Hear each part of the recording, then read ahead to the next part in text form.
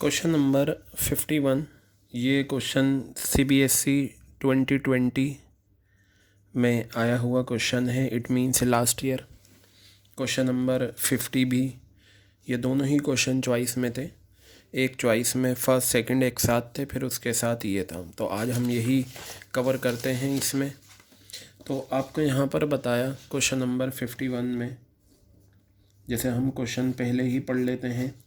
Pass necessary journal entries in the books of crore Limited, open calls in arrears and calls in advance accounts wherever necessary.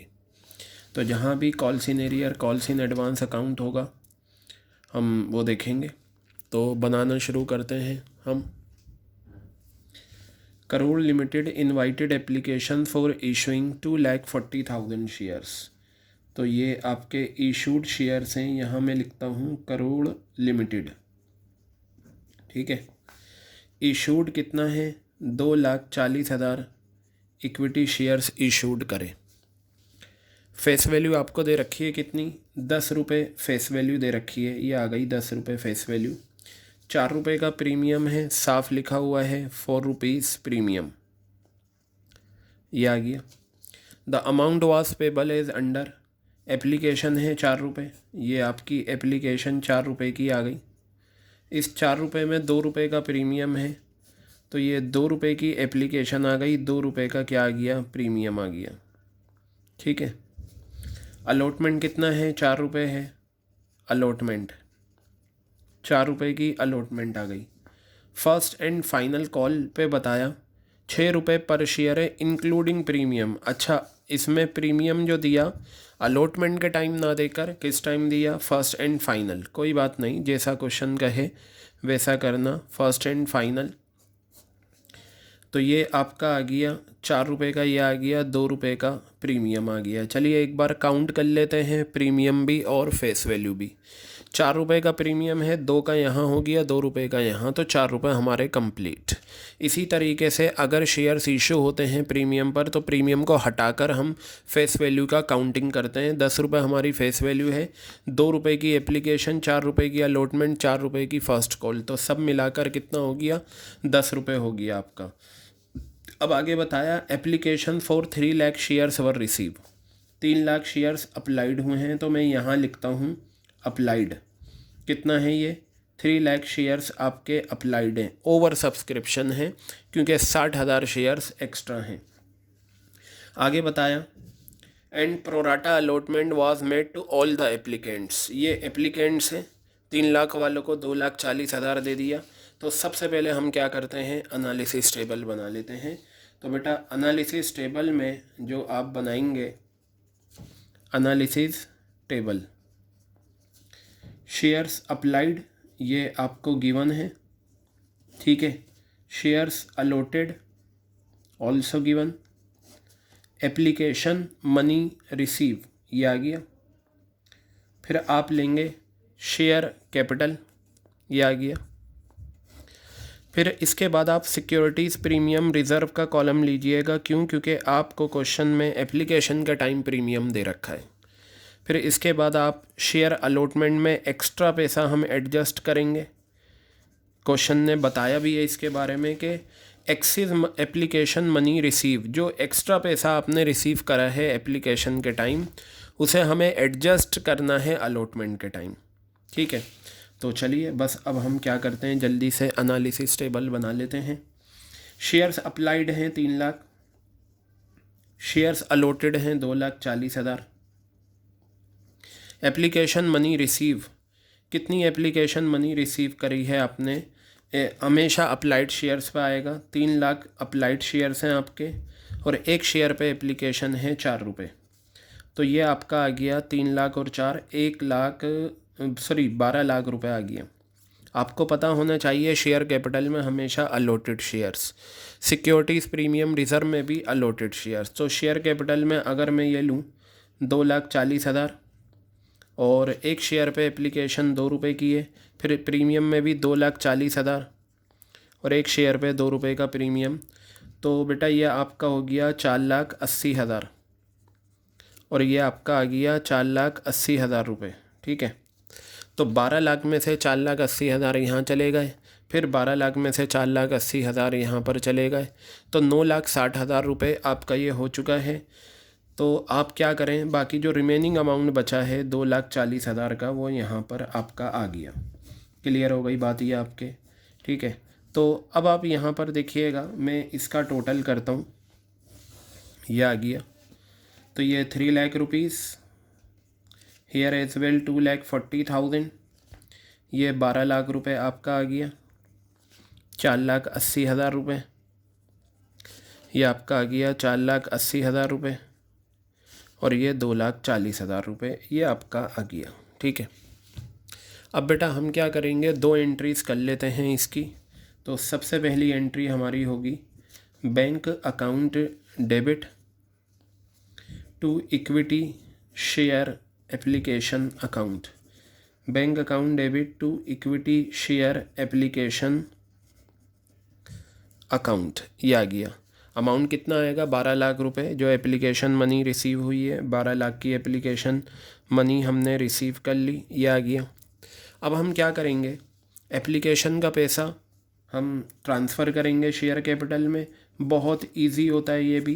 तो आप यहाँ लिखेंगे equity share application account debit, equity share application account debit, और credit क्या करना होता है, application money receive के राइट पर जितने कॉलम्स हैं वो हम क्रेडिट करते हैं। तो हम यहाँ लिखेंगे equity share capital, you will write here equity share capital account, you will write here two securities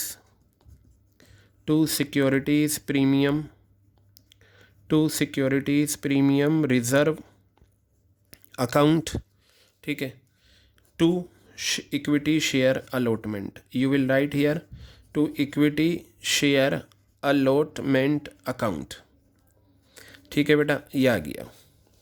अब आप यहाँ अमाउंट लिखिए, ये आपका 12 लाख रुपए आ गया, और ये आपका आ गया 4,80,000 रुपये, हेयर एज वेल 4,80,000 रुपये, ये 2,40,000 रुपये ये आपका आ गया, ठीक है। अब आप एक काम करें, देखते हैं अलॉटमेंट के टाइम क्या हुआ। हमें calls in arrear, calls in advance भी मेंटेन करना है, वो हम कर लेंगे जहाँ ज़रूरत होगी। अगर कोई शेयर होल्डर पैसा नहीं देता तो कॉल्स इन एरियर से, और वो हम मेंटेन करके चलेंगे। तो यहाँ पर बताया ऑल कॉल्स वर मेड, सारी कॉल्स बनी, एंड वर ड्यूली रिसीव, और सारा पैसा मिला, एक्सेप्ट फ्रॉम रोहिणी, रोहिणी के अलावा जिसने अलॉटमेंट का और फर्स्ट एंड फाइनल कॉल का पैसा नहीं दिया, और उसने 7,500 शेयर्स अप्लाई करे थे और उसके शेयर फॉरफिट हो गए। कहने का मतलब ये है, रोहिणी ने ना अलॉटमेंट का पैसा दिया, ना फर्स्ट कॉल का पैसा दिया, और उसने 7,500 शेयर्स अप्लाई करे थे। तो अगर अप्लाइड, सबसे पहले आप एक काम करें, सबसे पहले आप जो है अलॉटमेंट को ड्यू करने की एंट्री पास करें। तो सबसे पहले हम अलॉटमेंट को ड्यू करते हैं, equity share allotment account debit, equity share allotment account debit to equity share capital, क्या लिखा मैंने, to equity share capital account, ये मेरी एंट्री हो गई। आपको पता है सिर्फ ये जो पहली एंट्री होती है ना, ये अप्लाइड शेयर्स पे होती है। उसके बाद दूसरी एंट्री, तीसरी एंट्री, और जितनी भी एंट्रीज चलती हैं वो हमेशा इशूड शेयर्स पे चलती हैं। तो आप यहाँ पर लिखेंगे 2,40,000 शेयर्स हैं, और एक शेयर पे अलॉटमेंट कितने की है, 4 रुपये की है। तो ये आपका आ जाएगा 9,60,000 रुपीज़, और ये आपका आ गया 9,60,000 रुपीज़। क्लियर है।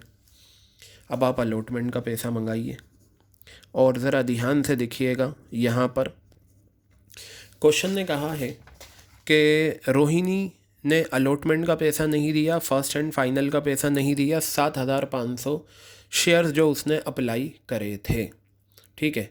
तो बेटा अब आप, उसने अलॉटमेंट का पैसा नहीं दिया, तो जब आप पैसा मंगाते हो तो क्या एंट्री करते हो, bank account debit to equity share allotment account, bank account debit to equity share allotment account. और याद करिए कॉन्सेप्ट कॉल्स इन एरियर्स के, मैंने बताया था जिस टाइम का पैसा नहीं आता, जैसे इस क्वेश्चन में रोहिणी ने अलॉटमेंट का पैसा नहीं दिया, तो जिस टाइम का पैसा नहीं आता उसकी बैंक वाली एंट्रीज़ में कॉल्स इन एरियर्स क्या हो जाता है, डेबिट हो जाता है। क्या हो जाता है, कॉल्स इन एरियर्स डेबिट हो जाता है। तो हमने कॉल्स इन एरियर्स को क्या करा, डेबिट कर दिया, क्योंकि उसने अलॉटमेंट का पैसा नहीं दिया, तो जो पैसा नहीं आया वो मिलना बाकी है, वो हमारी असेट्स है, असेट्स का नेचर डेबिट, तो इस वजह से कॉल्स इन एरियर्स उस असेट्स का नाम है जो डेबिट हो गया। अच्छा, अमाउंट कैसे लिखते हैं, तो मैं यहाँ बैंक वाली ट्रांजैक्शन सबसे पहले लेता हूँ। आपका अलॉटमेंट का लेना कितना है, 9,60,000 रुपये आपको लेना है, 9,60,000 रुपये ये आपको लेने हैं। क्लियर है। इसमें से आप माइनस कर दें अलॉटमेंट का, जो एडजस्ट करना है 2,40,000 रुपये, और एक आप वो फिगर माइनस करेंगे जो हम कैलकुलेट करके निकालेंगे कि रोहिणी ने कितना पैसा अलॉटमेंट का नहीं दिया, रोहिणी ने कितना पैसा अलॉटमेंट का नहीं दिया। उसके लिए हम कैलकुलेशंस करते हैं नेक्स्ट पेज पे, और यहाँ मैं लिखता हूँ रोहिणी। रोहिणी ने देखिए अप्लाई करे थे, मैंने आपको बताया था अगर अप्लाइड गिवन हो तो अलॉटेड निकाला करो, और अलॉटेड का फॉर्मूला क्या होता है, ऊपर हम प्रोराटा कैटेगरीज के अलॉटेड रखते हैं और नीचे क्या रखते हैं, अप्लाइड रखते हैं। ठीक है, तो आप यहाँ ऊपर रखिए 2,40,000 और नीचे रखिए 3 लाख, ये आ गया 3 लाख, और आप इसे मल्टीप्लाई कर दीजिए किससे, आप इसे मल्टीप्लाई करें किससे करेंगे, जो उसके पास 7,500 शेयर्स हैं, ये आ गए 7,500 शेयर्स। बताइए क्लियर है। तो ये 4 0 कैंसिल, इस ज़ीरो से ये ज़ीरो कैंसिल, ये आपका 3 8 ज़ा 24 आ गया, 0 8 5 ज़ा 40 रिमेनिंग 4, 8 7 ज़ा 56 प्लस 4 60, 6,000 आ गया। तो यानी कि रोहिणी ने अप्लाई करे थे 7,500, लेकिन उसे अलॉट कितना करा है, 6,000 अलॉट करे हैं। तो यहाँ मैं लिखता हूँ शेयर्स अप्लाइड 7,500, यहाँ मैं लेता हूँ शेयर्स अलॉटेड 6,000, यहाँ मैं लेता हूँ एप्लीकेशन मनी रिसीव, फिर शेयर कैपिटल। और देखिए अगर बड़ी एनालिसिस में प्रीमियम का कॉलम बना है, यानी कि एप्लीकेशन के टाइम प्रीमियम है, तो छोटी एनालिसिस में भी प्रीमियम का कॉलम आएगा, सिक्योरिटीज़ प्रीमियम रिज़र्व, ये आ गया। और जो पैसा एक्स्ट्रा होता है वो अलॉटमेंट के टाइम आ जाता है, ये अलॉटमेंट। एक्चुअली मुझे ये जो टेबल बनानी होती है छोटी, इसका पर्पज़ मेरे लिए सिर्फ ये होता है, मुझे ये पता चल जाए कि रोहिणी ने अलॉटमेंट के टाइम जो एक्स्ट्रा पैसा एडजस्ट होगा वो कितना है। तो एप्लीकेशन मनी तो हमेशा अप्लाइड शेयर्स पर आती है 7,500 शेयर्स, और एक शेयर पे एप्लीकेशन कितने की है, 4 रुपये की, तो 4 रुपये की एप्लीकेशन आ गई।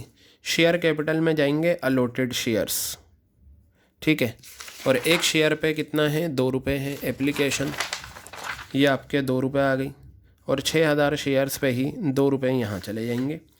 तो देखिए ये आ गया आपका 30,000 रुपये, ये आपका 12,000 रुपये आ गया, ये भी 12,000 आ गया। तो 30,000 में से 12 यहाँ बचे 6,000 रुपये, ये आ गए। तो अब यहाँ ड्यू कर लेते हैं, अलॉटमेंट मनी ड्यू, मैं यहाँ लिखता हूँ अलॉटमेंट मनी ड्यू। कितना पैसा है अलॉटमेंट मनी ड्यू का, 6,000 शेयर्स हैं, और एक शेयर पे अगर आप देखें अलॉटमेंट कितने की है, 4 रुपये की, तो आप यहाँ 4 रुपये लिखेंगे और यहाँ लिखेंगे 24,000 रुपये। क्लियर है बात ये। उसके बाद आप इसमें से एक्सिस माइनस कर दें, एक्सिस एप्लीकेशन मनी, इसे आप माइनस कर दें। कितना है एक्सिस एप्लीकेशन, ये रहा 6,000, तो पता चला 18,000 रुपये वो पैसा है जो उसने नहीं दिया। Amount not receive on allotment, amount not receive on allotment, amount not receive on allotment, ये वो 18,000 रुपये हैं जो रोहिणी ने अलॉटमेंट के टाइम नहीं दिए। तो मैं ये 18,000 रुपये यहाँ माइनस कर देता हूँ। और देखिए बेटा, जो पैसा नहीं आता वही तो कॉल्स इन एरियर्स होता है, ठीक है। रोहिणी ने 18,000 रुपये नहीं दिए तो हमारा बैंक का बैलेंस कम हो गया, 18,000 रुपये ये कॉल्स इन एरियर्स हैं हमारे। अब आप क्या करें, 9,60,000 में से 2,40,000 माइनस करेंगे तो ये आपका आ जाएगा 7,20,000। इसमें से आप 18,000 माइनस करेंगे तो आपका आ गया 7,02,000 रुपये। ये 7,02,000 आ गया, तो ये आपका 7,20,000 रुपये आपका ये आ गया। आई थिंक ये पॉइंट आपके क्लियर है। अलॉटमेंट की हमारी एंट्री हो गई। तो एक चीज़ पता चली, जिस टाइम का पैसा नहीं आता उसकी बैंक वाली एंट्रीज़ में कॉल्स इन एरियर्स डेबिट हो जाता है। इस क्वेश्चन में उसने अलॉटमेंट का पैसा नहीं दिया, तो जब अलॉटमेंट की बैंक वाली एंट्रीज़ करी कॉल्स इन एरियर्स को डेबिट करा। इसी तरीके से इसके बाद जब हम फर्स्ट कॉल की एंट्री करेंगे वहाँ पर भी कॉल्स इन एरियर्स को हम क्या करेंगे, डेबिट करेंगे, क्योंकि उसने वो पैसा भी नहीं दिया। अब क्वेश्चन की रिक्वायरमेंट ये थी कि रोहिणी ने अलॉटमेंट का पैसा नहीं दिया, फाइनल कॉल का पैसा नहीं दिया, जो उसने अप्लाई करे थे 7,500 शेयर, ये शेयर फॉरफिट हो गए। तो चलिए अब हम क्या करते हैं, फर्स्ट कॉल की एंट्री करते हैं। Equity share first call account, इसे फर्स्ट एंड फाइनल कर लीजिए क्योंकि यही फर्स्ट है और यही फाइनल है। Equity share first and final call account. और देखिए बेटा यहाँ पर क्या है आपका, equity share first and final to equity share capital. और देखिए यहाँ पर प्रीमियम है क्योंकि अलॉटमेंट का टाइम नहीं था, फर्स्ट कॉल के टाइम था, तो प्रीमियम क्रेडिट होगा to securities premium reserve, to securities premium reserve account. ये आ गया मेरा। अब चलिए अमाउंट लिखते हैं। कितने शेयर्स, 2,40,000 हमेशा इशूड शेयर्स होते हैं, ठीक है। तो यहाँ 2,40,000 ये आपके आ गए। और एक शेयर पे फर्स्ट कॉल कितना है, 6 रुपये की प्रीमियम के साथ, ये आ गया। फिर यहाँ देखिए 2,40,000 इंटू 4, 2,40,000 इंटू 2। तो यहाँ मैं लिखता हूँ 0,0,0,0 6 4 24 रिमेनिंग 2 6 2 12 प्लस 2 14 14,40,000। सिमिलरली 0,0,0 9,60,000 और ये 4,80,000, ठीक है। ये आपका एंट्री हो गई। अब चलिए मैं फर्स्ट कॉल का पैसा मंगाता हूँ। अब सुने क्वेश्चन ने क्या कहा, क्वेश्चन ने ये कहा कि उसने फर्स्ट कॉल का भी पैसा नहीं दिया। तो जब फर्स्ट कॉल का पैसा नहीं आया तो जो पैसा नहीं आता बेटा वो क्या कहलाता है, कॉल्स इन एरियर्स कहलाता है या नहीं, ठीक है। तो जिस तरीके से मैंने अलॉटमेंट का पैसा मंगाने वाली एंट्री करी थी और उसने अलॉटमेंट का पैसा नहीं दिया था तो मैंने कॉल्स इन एरियर्स को डेबिट करा था, इसी तरीके से उसने फर्स्ट कॉल का नहीं दिया तो मैं बैंक वाली एंट्रीज़ में कॉल्स इन एरियर्स लिखूँगा, कॉल्स इन एरियर्स, ठीक है। अब कैलकुलेशन कैसे होंगी आप ये बताइए, आपको कितना पैसा लेना था फर्स्ट कॉल का, 14,40,000 रुपीज़, ठीक है। माइनस कर दें वो पैसा जो उसने फर्स्ट कॉल के टाइम नहीं दिया। रोहिणी को हमने कितने शेयर्स दिए थे, 6,000 शेयर्स दिए थे। अप्लाइड तो 7,500 थे, लेकिन हर जगह अलॉटेड ही जो दिए हैं वही तो उसने पैसा नहीं दिया। 6,000 शेयर्स पे उसने फ़र्स्ट कॉल नहीं दी, तो ये 6,000 शेयर्स और इस पर उसने फ़र्स्ट कॉल का पैसा नहीं दिया। फ़र्स्ट कॉल के टाइम 6 रुपये थे प्रीमियम के साथ। अगर प्रीमियम होगा तो प्रीमियम के साथ हम लेते हैं, क्या लेते हैं हम, प्रीमियम के साथ लेते हैं। तो ये 6 रुपये उसने नहीं दिए, ठीक है। तो बेटा ध्यान से देखिएगा, 14,40,000 है, उसने 36,000 नहीं दिया तो ये आ गया 14,04,000। और जो पैसा नहीं देता यही तो कॉल्स इन एरियर्स होता है, यही 6,000 और ये 6 रुपये जो उसने नहीं दिए, तो ये हमारा कॉल्स इन एरियर्स हो गया, ये आ गया। तो ये बेटा 14,40,000 रुपीज़ हमारा आ गया। तो ये हमारा कॉल्स इन एरियर्स यहाँ पर आ चुका है। क्लियर हो गई बात, ये कॉल्स इन एरियर्स हमारा आ गया 36,000। अब उसके बाद हम देखते हैं क्वेश्चन ने क्या कहा है। तो क्वेश्चन की रिक्वायरमेंट के हिसाब से हमें पता चलेगा कि these shares were forfeited, in shares को फॉरफिट कर दिया। तो चलिए मैं यहाँ पर लिखता हूँ रोहिणी, और रोहिणी के फॉरफीचर की एंट्री देखते हैं। अब बेटा सुनो, कॉन्सेप्ट फॉरफीचर वाले याद करो, और उसमें मैंने बताया था कि अगर शेयर्स ओरिजिनली इशू हों प्रीमियम पर तो ये चेक करो प्रीमियम आने के बाद शेयर फॉरफिट हुए या प्रीमियम ना आने के बाद। उसने एप्लीकेशन का तो पैसा दे दिया, तो एप्लीकेशन का तो प्रीमियम आ गया, लेकिन अलॉटमेंट का पैसा मांगा, नहीं दिया। फर्स्ट कॉल का पैसा मांगा, नहीं दिया। तो जब फर्स्ट कॉल का पैसा नहीं दिया तो अंडरस्टूड है उसका प्रीमियम भी नहीं दिया, तो प्रीमियम क्या होगा, डेबिट होगा। तो चलिए मैं यहाँ लिखता हूँ equity share capital account debit, equity share capital account debit, ये आ गया। सिक्योरिटीज़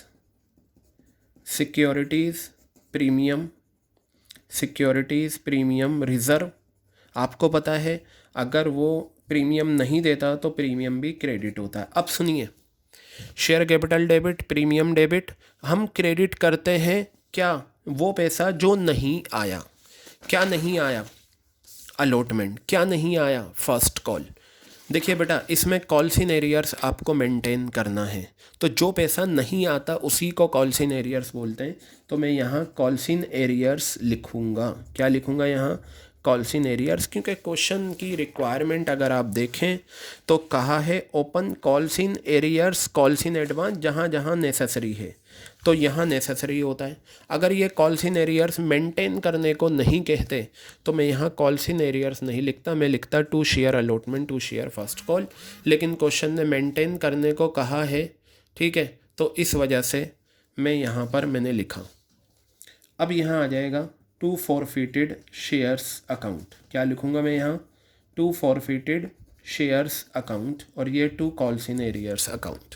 क्लियर है। तो बेटा अब देखते हैं रोहिणी के पास कितने शेयर्स थे, 6000। क्या लिखूँगा मैं यहाँ पर, कॉल्ड अप एक्सक्लूडिंग प्रीमियम। यह आपका कॉल्ड अप देखिए, 4 रुपये एप्लीकेशन के मांगे, मिल गए। कितना कॉल्ड अप, 4 रुपये। 4 रुपये अलॉटमेंट के मांगे, नहीं मिले। मिले या नहीं मिले, कंपनी ने मांग लिया, कॉल्ड अप हो गया। कितना कॉल्ड अप हो गया, 8 रुपये। कंपनी ने 6 रुपये फर्स्ट एंड फाइनल के मांगे, नहीं मिले। मिले या ना मिले, कंपनी ने मांग लिया, कॉल्ड अप हो गया 14 रुपीज़। अब इस 14 में से प्रीमियम हटा दो, 14 रुपीज़ में से 2 रुपये का प्रीमियम ये, 2 रुपये का ये, तो कॉल्ड अप एक्सक्लूडिंग प्रीमियम कितना बना, 10 रुपये बना। तो ये मेरा 60,000 रुपये ये आ गया। अब बेटा इधर देखिए, ये जो प्रीमियम है वो जो नहीं मिला, तो 6000 शेयर्स पे उसने फर्स्ट कॉल का प्रीमियम है, ये रहा 2 रुपये जो उसने नहीं दिया, तो मैं यहाँ 2 रुपये लिखता हूँ, और ये मेरा आ गया 12,000 रुपये। क्लियर हो गई बात। अब कॉल्स इन एरियर्स, इसे ज़रा कंप्यूट करेंगे। कॉल्स इन एरियर्स का मतलब वो पैसा जो नहीं मिला, उसने ना अलॉटमेंट दी ना फर्स्ट कॉल दी। देखिए अलॉटमेंट का कितना नहीं दिया था, ये तो हम ये जो टेबल हमने बनाई थी यहाँ से हमें मिल जाएगा। 18,000 रुपये उसने नहीं दिए अलॉटमेंट के, प्लस मैं चाहो तो आपकी नॉलेज के लिए यहाँ लिख देता हूँ अलॉटमेंट। और फर्स्ट कॉल का तो डायरेक्ट आप लिख सकते हैं, ये रहा, यही तो था 6000 इंटू 6। 6000 शेयर्स पे उसने फर्स्ट कॉल नहीं दी, ये आ गया फर्स्ट कॉल। तो अगर आप देखें 36,000 और ये 18,000 दोनों को मैं ऐड कर दूं तो मेरा आ गया 54,000 रुपीज़। तो ये अगर मैं लूँ बैलेंसिंग फिगर मेरे पास आ जाएगा 18,000 रुपये का फॉर फ्यूचर शेयर्स। ठीक है। अब बेटा री इशू की एंट्री देखते हैं, क्या कहा री इशू के बारे में। आफ्टरवर्ड्स, उसके बाद 40% ऑफ द फॉरफिटेड शेयर्स वर री इशूड एट ₹11 पर शेयर। री इशू प्राइस 11 है एज फुल्ली पेड अप। मैंने बताया था री इशू के टाइम अगर फुल्ली पेड अप लिखा हुआ है तो हमेशा फेस वैल्यू से कंपेयर करते हैं। फेस वैल्यू कितनी है, 10 रुपये। तो 10 वाला शेयर 11 रुपये में बिका, 1 रुपये का प्रीमियम है। लेकिन कितने शेयर सेल हुए हैं, 40%। तो मैं यहाँ लिखूँगा bank account debit to equity share capital, bank account debit to equity share capital account, ये आ गया। To securities premium reserve account, to securities premium reserve account, ये मेरी जर्नल एंट्री हो गई। लेकिन मैंने 40% शेयर्स री इशू करे हैं जो फॉरफिट हुए थे। फॉरफिट कितने हुए, 6000, इसका 40%। तो आप चाहें तो निकाल लें, यहाँ पर मैं यहाँ निकाल देता हूँ आपका 6000 का 40%, तो बेटा ये 2400 आ गया, यानी कि 2400 शेयर्स आपने रीइशू करे हैं, 2400 शेयर्स हैं और एक शेयर का रीइशू प्राइस 11 रुपये आपको दे रखा है। 0 0 11 4 the 44, remaining 4 11 2 the 22 plus 4 26। Premium कितना है 2400 पे 1 रुपये का प्रीमियम है, 2400 आ गया। तो ये आपका 24,000 रुपये ये आ गया। क्लियर हो गई बात? ये बैलेंसिंग फिगर करके मैंने निकाल लिया। अब मैं कैपिटल रिजर्व की पहले एंट्री कर देता हूँ। Forfeited shares account debit, forfeited shares account debit to capital reserve, forfeited shares account debit to capital reserve account. Clear है? अब यहाँ देखिए, आपको पता है जब फॉरफिटेड शेयर्स और रीइशू शेयर्स अलग अलग हों तो फॉर्मूला लगाकर हम कैपिटल रिजर्व निकालते हैं। और फॉर्मूला क्या होता है? Total amount forfeited. तो फॉरफिटेड शेयर्स का अमाउंट कितना है? 18,000। इसे हम डिवाइड करते हैं नंबर ऑफ़ शेयर फॉरफिटेड, वो कितना है? 6,000। Number of shares reissued, reissue कितना करा है? 2,400। और इस बैंक वाली एंट्रीज़ में नुकसान नहीं है, 0। तो 3 0 ये कैंसिल, ये आपका 3 आ गया। तो आपका आंसर आ जाएगा 7,200 रुपये। तो ये 7,200 ये अब जाकर आपका क्वेश्चन कंप्लीट हो गया। तो बेटा ये था आपका क्वेश्चन नंबर 51 जो 2020 में आया था। बिल्कुल सिंपल क्वेश्चन था। तो आपको पता होना चाहिए जिस टाइम पर पैसा नहीं आता वो कॉल्स इन एरियर्स होता है। उसकी बैंक वाली एंट्रीज़ में हम क्या करते हैं? कॉल्स इन एरियर्स लिख देते हैं। और जो फॉरफीचर की एंट्री करते हैं वहाँ पर भी कॉल्स इन एरियर्स आता है। तो आप इस क्वेश्चन को बहुत अच्छे से प्रैक्टिस कर लेना।